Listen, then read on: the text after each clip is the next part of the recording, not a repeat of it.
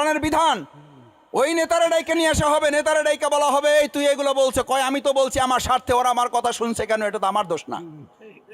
ওখানে ঝগড়া লাগবে নেতা এবং কর্মীর মধ্যে। কোরআন পড়ে দেখবেন, আপনাদের জানা থাকার কথা, ওলামায়ে কেরাম আছেন না নাই? কোরআনে আছে না নাই?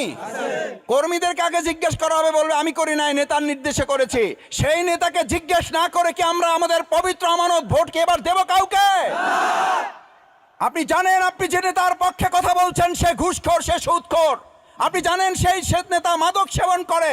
আপনি জানেন সেই নেতা আপনার সামনে সিগারেট খায়, আর আপনি পিছনে বসে স্লোগান দেন আমার নেতা তোমার নেতা, অমুক নেতা তমুক নেতা। আমার নেতার চরিত্র ফুলের মতো পবিত্র। আপনি জানেন না ধুত্রা ফুল না গোলাপ ফুল? আপনি জানেন না ওইটা কোন ফুল?